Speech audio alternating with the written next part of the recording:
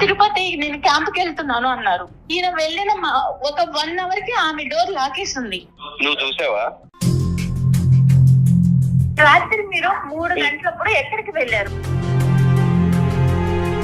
అరే ఎవరింటికి తలుపేసుకున్నా నన్నే అనుమానిస్తారా? నాకు అర్థం కాదు. అనుమానించడం కాదండి, మీరు వచ్చిన 1 అవర్ కి ఆవిడ వచ్చారు. డాక్టర్ గారు నా వల్ల అవ్వట్లేదు. ఇంటికి వెళ్ళేటప్పటికి ఎప్పుడు చూసినా జిడ్డు గారే మొహం. ఏం మాట్లాడుతున్నారు రమేష్ గారు? అసలు మీరు ఇంట్లో మేకప్ వేసుకుని ఉంటారండి ఆడవాళ్ళు. డాక్టర్ గారు మీరు చాలా కూల్ గా మాట్లాడుతున్నారండి. నేను ఆయన వర్షన్ వింటే నేను కూల్ గా మాట్లాడలేకపోతున్నాను ఒక ఆడపిల్లగా. తాకట్టులో ఉన్న బంగారాన్ని విడిపించి ఆ రోజు ఆన్లైన్ రేటుకే మేము కొంటాం. Sharma gold company. Welcome to అందమైన జీవితం. నమస్తే కళ్యాణ్ గారు. నమస్తే అమ్మా, జయ గారు. కళ్యాణ్ గారు, మెయిల్స్ అయితే పుంకాలుగా వస్తూనే ఉన్నాయండి. కాకపోతే ఆ మెయిల్ని చూసి ఆ పరిస్థితిని బట్టి నేను కాల్స్ తీసుకుంటున్నాను. రాత్రి మీనా అని ఒక అమ్మాయి మెయిల్ చదివానండి. సో వెంటనే డిస్కస్ చేయాలనిపించింది ఆ ఇష్యూని.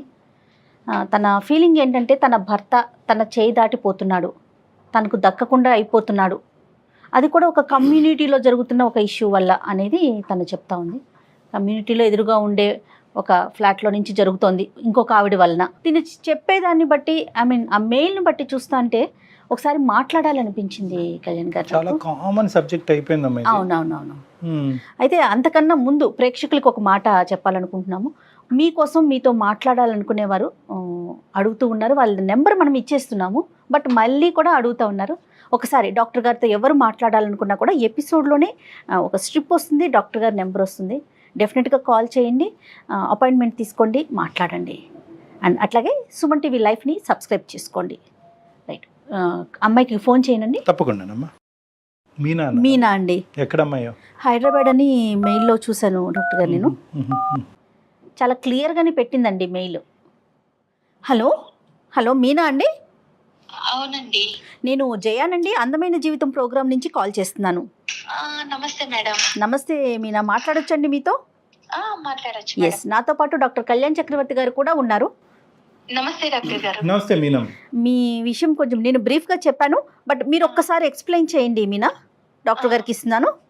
ఇవ్వండి మేడం. మీనా నమస్తే అమ్మా, చెప్పండి అమ్మా. నమస్తే డాక్టర్ గారు. నమస్తే అమ్మా. నమస్తే. ఎంతమ్మా మీ ఏజ్ ఎంత, ఎక్కడి నుంచి మాట్లాడుతున్నారు? నా ఏజ్ 35 అండి. మేము వైజాగ్ నుంచి మాట్లాడుతున్నాం. పెళ్ళయి 8 years అయింది. 8 సంవత్సరాల నుంచి ఎప్పుడు అనుమానం లేని నాకు ఒక 6 నెలల నుంచి నా భర్త మీద కొంచెం అనుమానం స్టార్ట్ అయింది. దాని గురించి నేను మీ అందమైన జీవితం ప్రోగ్రామ్ చూసి మెయిల్ చేశాను మేడం కి. చెప్పండి మీనా, అనుమానం రావటానికి గల అంటే ఏ ఇష్యూస్ ద్వారా మీకు అనుమానం వచ్చింది? ఎలాంటి అంశాలను చూసారు ఏంటి? ఒక 6 నెలల నుంచి నా ఎదురు ఒక అమ్మాయి వచ్చేసింది. ఆమె చాలా అందంగా ఉంటది అనమాట. ఓకే. ఆమెని చూస్తుంటే ఇంకేంటంటే ఆమెను చూడటము, ఆమె తిని చూడటము, ఇలా కొంచెం అనుమానం స్టార్ట్ అయింది నాకు. స్టార్ట్ అయినాక తను కిందకి వెళ్ళి పిల్లల్ని స్కూల్ కి తీసుకెళ్లటం, అక్కడ మళ్ళీ వాళ్ళిద్దరు కలిసి మాట్లాడుకోవటం, జస్ట్ మామూలుగా క్యాజువల్ గా తీసుకున్నా. తర్వాత అనుమానం అనేది ఎక్కువైపోయింది. అదొక క్లారిటీ అనేది నాకు కన్ఫ్యూజన్ చేసి నాకు అసలు ఏంటి వీళ్ళిద్దరి మధ్య ఏం జరుగుతుంది అని అబ్జర్వ్ చేస్తూ ఉన్నాను అనమాట. ఓకే. అబ్జర్వ్ చేయటము, వీళ్ళు కిందకెళ్ళి నవ్వుకోవటం, మాట్లాడటం, పిల్లల్ని బస్ ఎక్కించినాక మళ్ళీ కిందే టైం స్పెండ్ చేయటం, ఇలా జరుగుతూ ఉంది మేడం. ఓకే. అసలు నేను ఒక క్లారిటీకి రాలేకపోయాను. పిల్లలండి? పిల్లలు ఒక బాబు నాకు. ఓకే. క్యాజువల్ గా మాట్లాడుకోవటం అంటే ఇప్పుడు పిల్లల్ని ఎక్కించేసాక ఎంతసేపు మాట్లాడుకుంటాం? ఒక 2 నిమిషాలు, 3 నిమిషాలు, 5 నిమిషాలు లేదా 10 నిమిషాలు ఒక రోజు? అది ఎవరైనా మేడం మాట్లాడుకుంటారు. ఓకే, హాయ్ అండి బాగున్నారని ఎవరైనా అడుగుతారు, కాదనట్లేదు. రెగ్యులర్ గా జరుగుతా ఉంది. రెగ్యులర్ గా వీళ్ళు బస్ ఎక్కించడానికి వెళ్తారు. వెళ్ళి ఇద్దరు అపార్ట్మెంట్ అందరు ఎటు వాళ్ళు అటు వెళ్ళిపోయినా కూడా వీళ్ళిద్దరు నుంచొని మాట్లాడటం, నవ్వుకోవటం, పైకి కలిసి రావటం, ఇది చూస్తున్నాను మేడం. నేను పైన బాల్కనీలో ఉండి చూస్తూ అబ్జర్వ్ చేస్తున్నాను. మీనా అమ్మాయి వయసు ఎంత ఉంటుంది? అమ్మాయి వయసు ఒక 36, 37 ఉంటుంది. ఆవిడ భర్త గారమ్మా? ఆమె భర్త వచ్చి అమెరికాలో ఉంటాడు. ఇది వచ్చి ఇక్కడ నుంచొని అపార్ట్మెంట్ లో ఉన్న వాళ్ళు ఎవరు దొరుకుతాడా ఏంటా అని చూసి నా భర్తే దొరికాడు దానికి. అయ్యా. ఆమెకి పిల్లలు ఉన్నారండి? పిల్లలు ఒక బాబు ఉన్నాడమ్మా. Okay okay. మీరు అంటే ఒకే అపార్ట్మెంట్స్ కదా, మాట్లాడుకోవటం, మీరు ఆవిడతో మాట్లాడటం కానీ ఇరుగు పొరుగు కదా, అట్లా ఏమన్నా ఉందా? ఏం లేదండి, నేను హాయ్ కనిపిస్తే హాయ్ బాయ్ అనుకుంటాం అంతే. ఇంత క్లోజ్ గా గానీ నా హస్బెండ్ తో ఉన్నంత క్లోజ్ నాతో ఉండదు. ఆయన అక్కడుండి సంపాదిస్తూ మరి దేన్ని పెళ్లి చేసుకొని ఆయన ఎక్కడ కులుగుతున్నాడో ఇదైతే నా మొగుడు కులగటం మొదలు పెట్టేసి. సరేలే అమ్మ, అంత పెద్ద కంక్లూజన్స్ కొద్దిలే తల్లి మీనా అమ్మ. అసలు నా బాధ నేను ఎవరికి చెప్పుకోవాలో కూడా తెలియట్లేదు. ఇంట్లో నా ఫ్యామిలీని చూసుకోవాలి, నా అత్త మామని చూసుకోవాలి, అక్కడ నా భర్తను చూసుకోవాలి, ఎవరిని చూసుకోవాలో నాకు అసలు పిచ్చి పట్టిపోతుంది డాక్టర్ గారు. మీ అత్తయ్య మావయ్య కూడా మీతోనే ఉంటారా మీనా? అవును డాక్టర్ గారు. ఇది కాకుండా ఏంటమ్మా, ఓకే బస్సుకు వరకు వెళ్ళి తిరిగి వచ్చేది ఒక్కటేనా? దాన్ని బట్టే నేను మీరు కులుకుతున్నారు అనే పెద్ద మాట వాడుతున్నారు, ఇంకేమన్నా చూసారా? లేదు డాక్టర్ గారు, నేను చూశాను. తిరుపతి నేను క్యాంప్ కి వెళ్తున్నాను అన్నారు. ఈయన వెళ్ళిన ఒక 1 hour కి ఆమె డోర్ లాకేస్తుంది. ఆవిడ క్లారిటీ ఇంకేంటంటే వాళ్ళు వెళ్ళిపోయారు తిరుపతి, వాళ్ళ బాబు ఆమె. మళ్ళీ మరుసటి రోజు వచ్చేసరికి 2 days తర్వాత ఈయన ముందు వచ్చారు. తర్వాత ఆమె డోర్ ఓపెన్ ఉంది. అంటే తిరుపతి అంటే మీనా ఎవరైనా వెళ్ళొచ్చు, ఎప్పుడైనా వెళ్ళొచ్చు కదా. వెళ్ళొచ్చు మేడం, ఆమె ముందన్నా వెళ్ళొచ్చు, తర్వాత అయినా వెళ్ళొచ్చు. ఈయన వెళ్ళిన టైంలోనే ఎందుకు వెళ్ళాలి? కాదు మీనా, కోఇన్సిడెంట్ అనుకోవటానికి లేదంటారా? కోఇన్సిడెంట్ ఏముంది మేడం, ఈయన వెళ్ళిన టైంలో వెళ్ళారు, వచ్చారు. ఆమె కొడుక్కి గుండు ఉంది. తిరుపతి వెళ్ళి వచ్చినట్టు ఒక క్లారిటీ ఉంది కదా మేడం నాకు. ఇంకా నేను ఏం అడగాలి? ఏం అసలు అడిగితే మేమేం అడగాలి? అదే కదా, ఇప్పుడు మేమేం అడగాలి అన్నది మాకు అనిపిస్తుంది. ఇంకేమన్నా అబ్జర్వ్ చేశారా మీరు? అంటే ఐ మీన్ మేడం, ఇప్పుడు నేను నిన్న నైట్ పడుకున్నాము, 3 గంటలకి నా బెడ్ మీద లేడు. చిన్న బాబు గాని కింద పడితే ఎలా వెతుక్కుంటాము, అయ్యో బాబు కింద పడిపోతాడని. నా భర్త ఎక్కడికి వెళ్ళాడని నేను ఇల్లంతా తిరిగాను, బాల్కనీ చూసాను, వాష్రూమ్ చూసాను, ఎక్కడా లేరు. ఇప్పుడు ఎక్కడికి వెళ్ళారు అని నేను అడగలేను తన్ని డైరెక్ట్. అదేంటమ్మా, ఎందుకు రాత్రి నిద్రలోంచి లేసానండి మీరు పక్కన లేరు, బాబు దొల్లిపోతాడు అన్నది కూడా మీరు చూసుకోలేదు, ఎక్కడున్నారని ఒక మాట అడిగితే తప్పేముంది? తన మీద అనుమానం స్టార్ట్ అయిపోయినాక నేనేమన్నా అడిగితే ఇంకా నా మీద ఎక్కడ గొడవ పడేసి ఎక్కడ అల్లరి చేసుకొని మన పరువు ఎక్కడ పోయిద్దో, అత్తయ్య మామయ్య వాళ్ళు ఎక్కడ బాధపడతారో నాకు పిచ్చి పడుతుంది డాక్టర్ గారు. అసలు పట్టట్లేదు. అవునమ్మా తల్లి, నీ ప్రాబ్లం నాకు అర్థం అవుతుంది, కానీ ఒక క్లారిటీ తెచ్చుకోకుండా నీ ఆరోగ్యం పాడవుతుంది, నీకు తల తిరుగుతుంది, తల బరువు అవుతుంది, నీకు పిచ్చి పట్టినట్టు అవుతుందని నువ్వు అంటున్నావు. ఇప్పుడు అనుమానం అనేటటువంటి క్లారిటీ నేను తన్ని డైరెక్ట్ అడగలేకపోతున్నాను డాక్టర్ గారు, అందుకే నేను మీ వరకు వచ్చాను.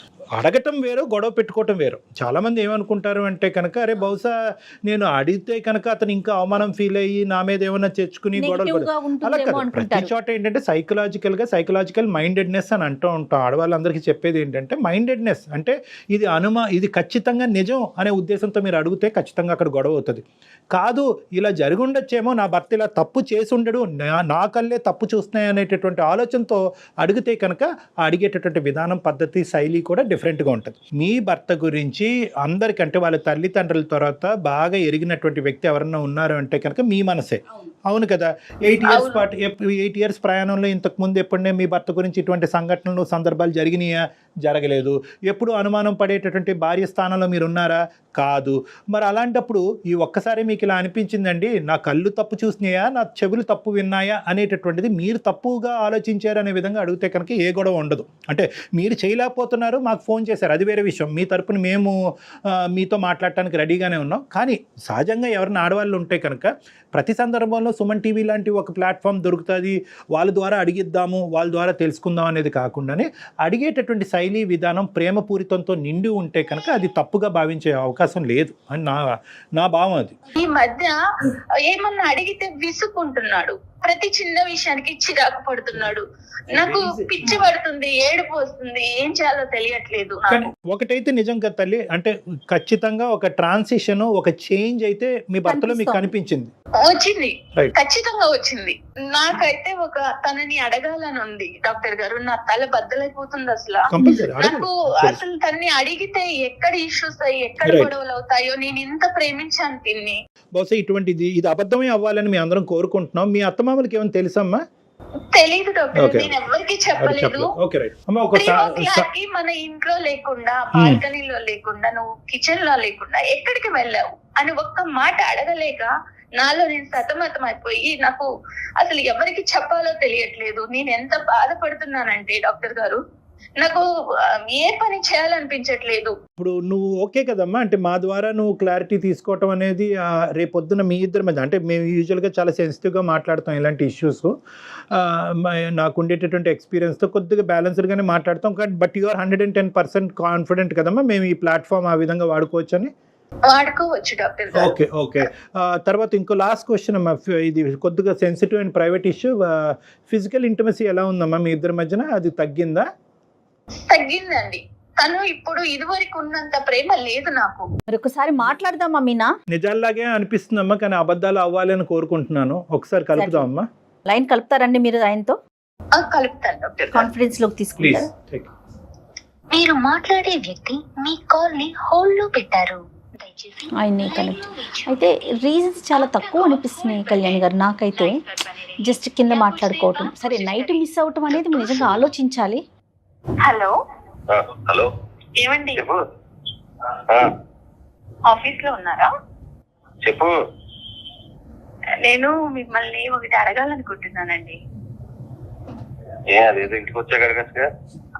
ఆఫీస్ లో ఉన్నారు, ఫ్రీగానే ఉన్నారని ఈ టైంలో కాల్ చేస్తాను మీకు. నేను ఏం అడగాలి? మీరు రాత్రి ఎక్కడికి వెళ్ళారు? రాత్రి 3 గంటలకి నా పక్కన లేరు. టీ తాగడానికి వెళ్ళా. ఆ టైంలో టీ తాగడానికి వెళ్ళటం ఏంటండి? చిన్న చిన్న ప్రెజర్స్ ఉంటే నిద్ర పట్టక టీ తాగి వచ్చి పడుకుందాం అని చెప్పి. నన్ను లేపితే నేను పెట్టిస్తాను కదా మీకు టీ. అరే అలా కాదమ్మా, నువ్వు రోజంతా పని చేసి అలిసిపోయి ఉంటున్నావు, మళ్ళీ నీకు రాత్రి లేపి టీ పెట్టమని అనడం లేదు. నేను ఇంట్లో టీ పెట్టుకుంటే మళ్ళీ నీకు ఏదైనా డిస్టర్బెన్స్ అవి నీ నిద్ర పోవడంతోని చెప్పలేదు. అమ్మ అంటుంటే నన్ను ఎత్తుని కూర్చోబెట్టుకొని నన్ను కాలి కింద వేసి తొక్కారండి మీనా. అమ్మ మీనా, నువ్వు ఫస్ట్ ఇలాగా ఒకటి మీనా అమ్మ, ఈరోజు అమ్మ సారీ అండి మీనా గారు భర్త గారు, మీ పేరు? హలో మీనా గారు, మీరు ఒక మాట చెప్పాలి కదా ఆయనకి, మేము లైన్ లో ఉన్నామనేసి ఒక మాట చెప్పండి మీ హస్బెండ్ తోను. నేను మిమ్మల్ని డైరెక్ట్ ఏమీ అడగలేక నేను డాక్టర్ ద్వారా వెళ్ళాను ఇప్పుడు అడగటానికి. చెప్పాలి కదా తల్లి నువ్వు. అంటే మన సంసారాన్ని అందరికీ తెలిసేలా చేస్తావా? అయ్యో అలా భావించొద్దండి మేడం. వింటున్నారా ఎలా మాట్లాడారు? అది కాదు కదమ్మా మీనా. మీనా, ఇది చాలా సెన్సిటివ్ ఇష్యూ మీనా. మనం మన తరపున అతన్ని సర్ప్రైజ్ చేసాం ఇక్కడ, కాబట్టి ఫస్ట్ మా తరపున ఆవిడ తరపున మా అపాలజీస్ అండి. అంటే ఆవిడ చాలా బాగా స్ట్రెస్లో ఉంది, ఆవిడ ఏం చేస్తున్నారో కూడా ఆవిడకి తెలియట్లేదు. చాలా రోజులు బట్టి ఒక చేదు అనుభవాలని కొన్ని ఆవిడ దిగమింగుకుంటుంది, అడగలేక కక్కలేక సతమతం అవుతుంది. మా హెల్ప్ తీసుకుని మా ద్వారా ఆవిడ మనసులో ఉండేటటువంటి 2-3 ప్రశ్నలు మిమ్మల్ని అడగాలి అని అనుకుంది. సరే, ఆమె ప్రాబ్లం ఏంటో అడగండి డాక్టర్ గారు, మీ ద్వారానే క్లారిఫై చేయండి. అడగనియండి, ఆవిడని అడగనియండి, మేము బ్యాక్గ్రౌండ్ లో ఉంటాం, ఆవిడని అడగనియండి. ఏమండి, రాత్రి మీరు 3 గంటలప్పుడు ఎక్కడికి వెళ్ళారు? నేను టీ తాగడానికి వెళ్ళా. టీ తాగడానికి బయటికి ఎందుకు వెళ్ళాలి? నేను ఉన్నా కదా పక్కన, నన్ను లేపితే నేను పెట్టిస్తాను కదా మీకు. నేను ఇంతకు ముందు చెప్పా, మళ్ళీ చెప్తున్నానమ్మా, నిన్ను రాత్రి అంతా నాకు నిద్ర లేదు, నాకు టీ తాగితే నిద్ర వస్తుంది అనిపించింది. కాకపోతే నువ్వు డే అంతా పని చేసి ఉంటావు, మళ్ళీ నిన్ను నిద్ర లేకపోవడం ఎందుకు? ఒకవేళ నేను పెట్టుకున్నా సరే నీకు ఏదైనా డిస్టర్బెన్స్ వస్తుందని బయటికి వెళ్ళి తాగొచ్చా. అంటే ఎదురించి 204 కి టీ తాగడానికి వెళ్ళారా మీరు? 204 ఏంటి? నాకు అన్ని తెలుసండి. 204 ఎందుకు వెళ్తున్నారో తెలుసు. 204 సిక్కులాడుంది, ఆ తప్పులాడుంది, దాంతో మీరు మాట్లాడటం చూశాను. కింద మీరిద్దరు ఇటకలు పక్కపక్కలు చూశాను.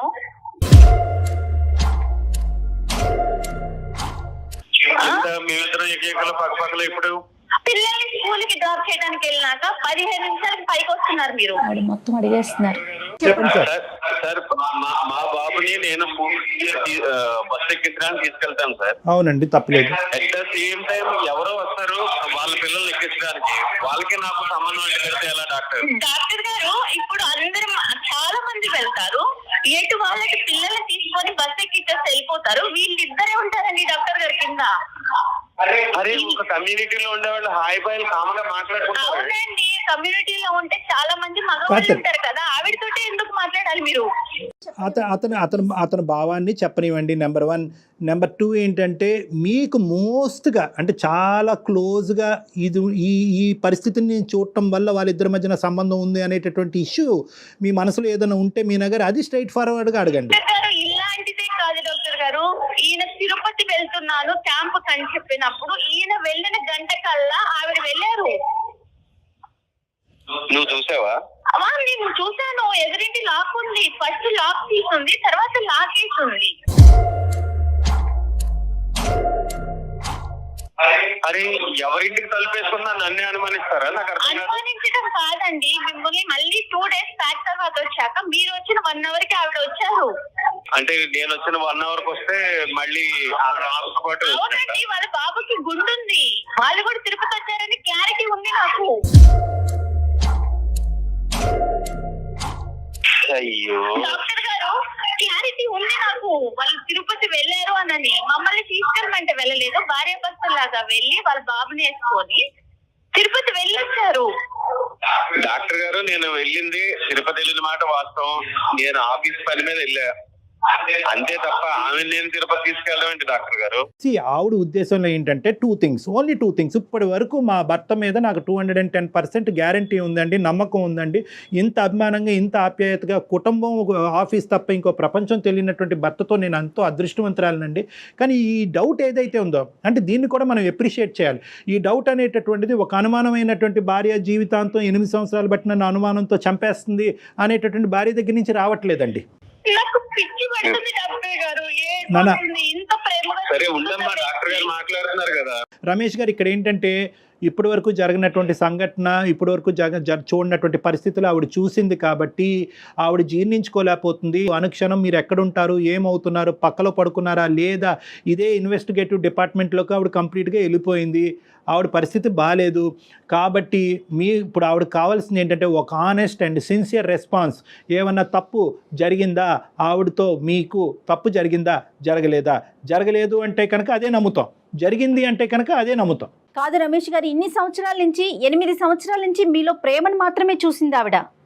గత కొన్ని రోజుల నుంచి అనుమానించాల్సిన విషయాలన్నీ బయటపడుతున్నాయని చెప్తున్నారు.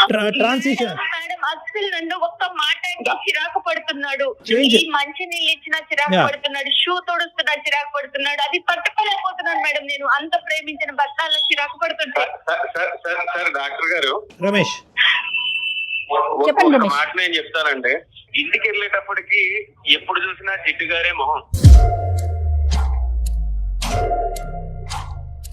ఏ విధమైన అట్రాక్షన్ ఉండదు. ఈ పని చేస్తాం, ఆ పని చేస్తా, లేకపోతే ఇన్స్టాగ్రామ్ చూస్తా, లేకపోతే వాట్సాప్ చూసుకుంటా, వీళ్ళు వాళ్ళ తప్ప నన్ను పట్టించుకున్న వాళ్ళు ఎవరో లేరు సార్. మనం రోడ్డు మీద మనల్ని ఇంట్లో పట్టించుకున్నప్పుడు బయట కొంతమంది కొంచెం విధాలుగా అట్రాక్ట్ చేస్తూ ఉంటారు. అట్రాక్ట్ చేసేటప్పుడు మనం మగవాళ్ళం కాబట్టి అట్రాక్ట్ అవుతూ ఉంటాం. అవ్వకుండా చూసుకోవాల్సిన బాధ్యత ఇంట్లో భార్యదే కదా సార్.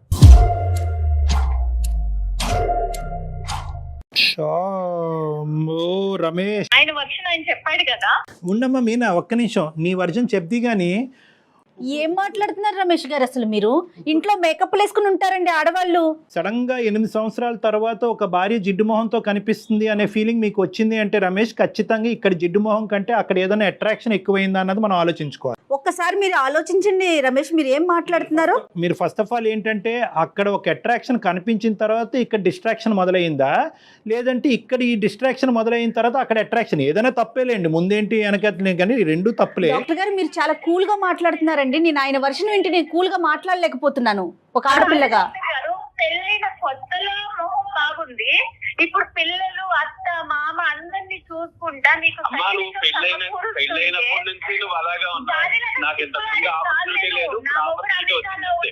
నా మొగుడు అమెరికాలో ఉంటే నేను కూడా దానిలాగే చిచ్చి అలా మాట్లాడకండి మీనా, అలా మాట్లాడకండి. కాదు మేడం, ఒక ఆడదానిగా మీరు అర్థం చేసుకోండి నా బాధని. నా భర్త ఇంకొక అమ్మాయి చూస్తున్నాడంటే నేను ఓర్చుకోగలుగుతానా? ఒకసారి అతని మనసులో ఉన్న భావాన్ని అంతా కూడా. రమేష్, ఇంకా ఏమన్నా ఉందా రమేష్? ఇంకా అంటే మీ భార్య గురించి 8 సంవత్సరాల పాటు మీరు బయటకు చెప్పలేనటువంటి అంశాలు ఇంకేమైనా ఉన్నాయా? ఏమీ లేదు సార్. ఇంటికి వచ్చేటప్పటికి ఆ జిడ్డు మారే మొహం కాకుండా. దయచేసి ఆ మాట అనకండి రమేష్, ప్లీజ్. Sorry madam. మా సారీ ఎందుకండి బాబు? అవునండి, మొహం జిడ్డుదారుతానే ఉంటది. మీ మాటలని తప్పు రమేష్. తప్పు చేశారా? తప్పు జరిగిందా? మీనా, సారీ అమ్మా. అది తప్పు అయితే జరిగింది డాక్టర్ గారు. చూడండి డాక్టర్ గారు ఎలా చెప్పుకొని ఒప్పుకున్నాడు. నాది క్లారిటీ అదే చెప్తున్నాను మీకు. తప్పు జరిగింది అనేటటువంటిది సమర్థించుకుంటున్నారా రమేష్? పశ్చాత్తాపం పొందుతున్నారా ఇప్పటికైనా రమేష్? ఆ అమ్మాయి గుండె పగిలి చచ్చిపోద్దయ్యా. ఆ అమ్మాయిని ఒక పనికిరాని వస్తువులాగా ఇన్ని రోజులు ఆ అమ్మాయిని ఒక టిష్యూ పేపర్ లాగా వాడుకుని ఇప్పుడు సడన్గా టిష్యూ పేపర్కి జిడ్డు పట్టింది కాబట్టి పక్కన పడేస్తున్నాను అనేటటువంటి మాట మాట్లాడుతూ నీకంటే బయట వేరే అట్రాక్షన్ దొరికింది కాబట్టి ఆ అమ్మాయితో నేను కులుకుతున్నాను. సారీ, నేను ఈ మాటలు ఎప్పుడు వాడలేదు. కానీ ఈ విధమైనటువంటి ఆ అంశాన్ని సుమన్ టీవీ ద్వారా మేము ఈ బ్రేకింగ్ న్యూస్ ఆ అమ్మాయికి అందించడం అనేది మేము చాలా బాధపడుతున్నాం రమేష్ గారు. వేరే రకంగా భావించొద్దు, అసహ్యంగా అనిపిస్తోందండి వినటానికే. డాక్టర్ గారు, నేను ఒక్కటే అడుగుతా డాక్టర్ గారు, తను ఇంకా ఫైనల్ గా ఒక్కటే అడగాలనుకుంటున్నాను. చెప్పు నాన్న. చెప్పు. ఏ రోజన్నా నేను మీకు ఏ విషయంలో అయినా తక్కువ చేశానా? లేదు. మరి ఎందుకు జిడ్డు మొహం వచ్చింది? ఈ 8 years లో మీకోసమే కదండి నేను. ఒకటి రమేష్ ఇది చాలా ఇరిటేటింగ్గా ఉంది.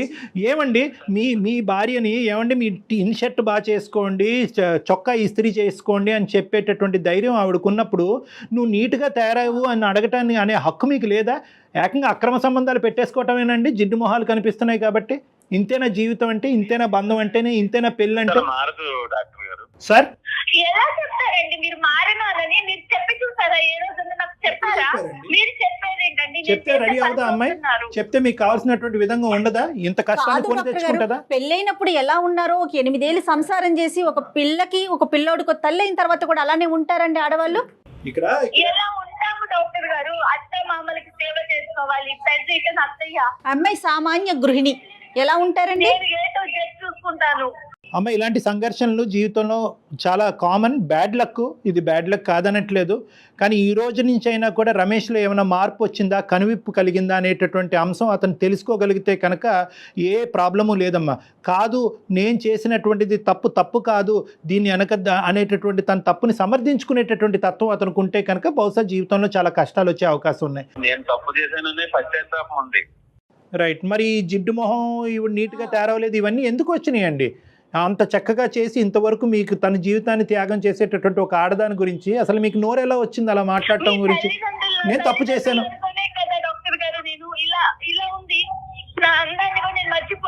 నేను తప్పు చేశాననేటటువంటి భావంతో బాధపడి ఒక డిఫెన్స్ మెకానిజం ఉపయోగిస్తున్నాడు. ఏంటంటే నేను తప్పు చేశాను కదా, ఆ తప్పుకి ఇదిగో నువ్వే కారణం అని చూపెట్టేటటువంటి ప్రయత్నం చేస్తున్నాడు. కానీ అతనిలో ఒక మంచితనం ఉంది, మార్పు వచ్చేదానికి అవకాశం ఉంది. అతను కేవలం నీ సైడ్ ఏదో చూపెట్టాలి కాబట్టి, అతను తప్పుని సమర్థించుకోవాలి కాబట్టి మాట్లాడేటటువంటి మాటలే. నువ్వు చేసినటువంటి ఇప్పుడు వరకు నువ్వు చేసినటువంటి ఏ కార్యక్రమం కదా మీ అత్తగారికి కానీ మీ భర్తకు కానీ అందరూ సమర్థిస్తారు. మీ భర్త గారికి కూడా బాగా తెలుస్తుంది, రమేష్ కూడా బాగా తెలుస్తుంది. ఫైనల్ గా మీరు ఏం చెప్తారు చెప్పండి, మీ ఒపీనియన్ చెప్పండి. మీరు ఏం చేయదలుచుకున్నారు? ఆ అమ్మాయి కాన్ఫిడెన్స్ ఇవ్వండి, ఒక నమ్మకం ఇవ్వండి. ఇక మీదట ఇలాంటి తప్పు అయితే జరగదు. నేను నీకు మాట ఇస్తున్నా, ఇప్పుడున్న మన ఫ్లాట్ సేల్ చేసి వేరే ప్లేస్ కి మనం షిఫ్ట్ అయిపోదాం. మన సొంత ఫ్లాట్ వదులుకొని మనం ఎందుకు వెళ్ళాలి చెప్పండి ఒక్కటి. నో రమేష్, ఇక్కడ ఏంటంటే ఒకటి నిజంగా ఫ్లాట్ మారేటటువంటి అవకాశం ఉంటే కనుక ఖచ్చితంగా that is a good solution for the problem. తను ఏం చెప్పాలనుకుంటున్నారు నాకు తన నోటి వెంట వినాలని నేను మీకు ఫోన్ చేశాను. అదే చెప్పారు మీనా, రమేష్ గారు అదే చెప్తున్నారు. మీనా రమేష్ గారు నాకంటే మించినటువంటి సొల్యూషన్ చెప్పారు. అంటే ఎవరు చెప్పరు, సొంత ఫ్లాట్ అమ్మేసుకుని వేరే దానికి వెళ్ళిపోదాం అని అన్నారు. డాక్టర్ గారు, నేను తన్నేదో బాధ పెట్టాలని నేను అడగాలని కాదు. నాకు ఒక క్లారిటీ, నా మనసు తను నేను ఎంత ఇష్టపడుతున్నానో నాకు తెలుసు, తనకి తెలుసు. అది అర్థమవుతోంది మీనా, అర్థమవుతోంది.